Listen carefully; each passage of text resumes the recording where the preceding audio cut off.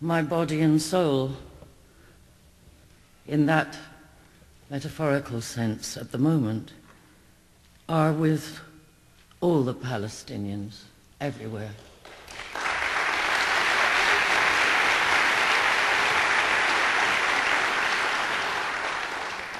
Whether Hamas or PLO or of any other faction or any group, or whether in prison as prisoners.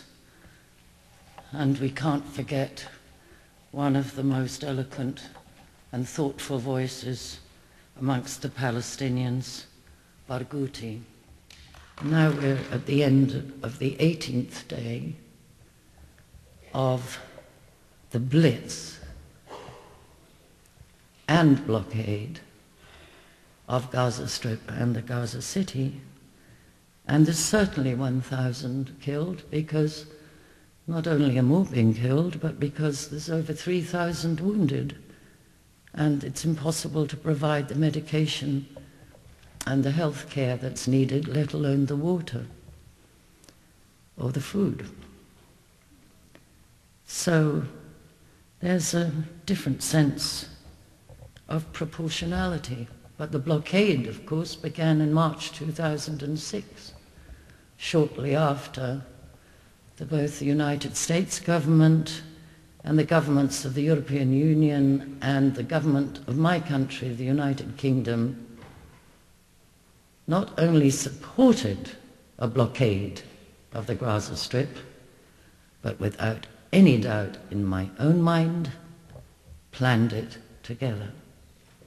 I'm in absolutely no doubt of that. Nobody has to believe me. That's my own view.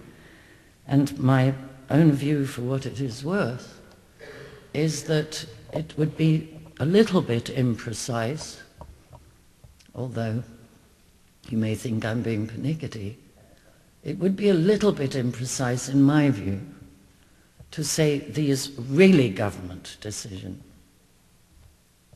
because I think it was an American government decision, and in my view, this decision to not move and take urgent action to get a ceasefire is also shared by the infamous quartet. Thank you. Is that one? What I'm emphasizing to you is that at a time when we are almost incapable of thinking at times, we have to think. And sometimes I find to know what to do, or what we're going to urge others to do or take a stand on. And it doesn't mean that there's not something one can do every day. There's no need to wait. But I think it would be a mistake to see this as an Israeli question, because all the great powers have an urgent interest in maintaining this conflict. All of them.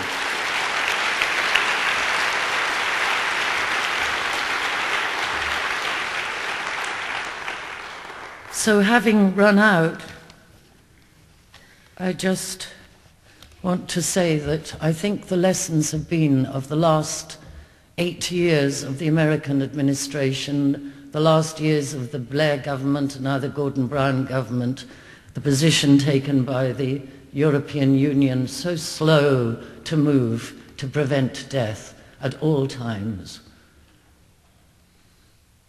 We have seen the absolute contempt for international law, for constitutional law, for domestic law, not only on military fronts, not only in prisons, whether secret or notorious.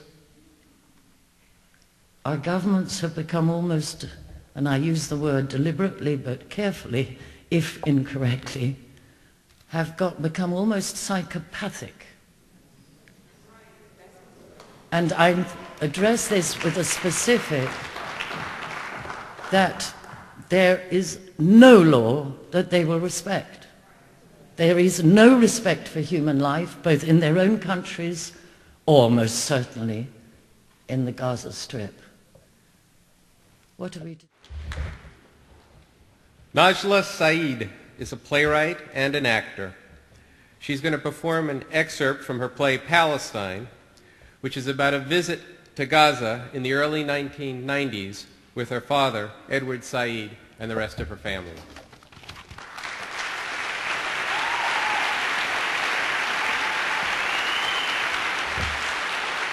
Thank you. I'm actually very, very honored to be included in this event this evening amongst these amazing speakers, so thank you very much for having me. I am going to just read a bit of my play, perform, I suppose, but I wanted to give a little bit of a background to it. I was raised in New York City. My father was one of the most outspoken Palestinian Americans. Thank you.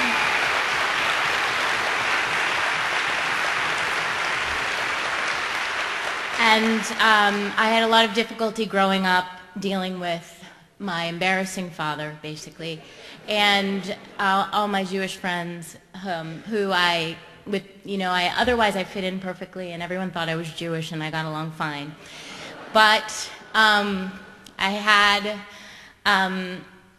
a few events happen in my life, twice being caught under bombs in Lebanon, once as a 9-year-old, and when I was 18 years old, we went to Palestine for the first time.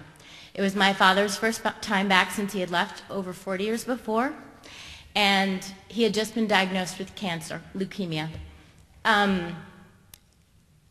I did not want to go on the trip. I was completely opposed to having anything to do with the Middle East, unlike the rest of my family, but the trip changed me.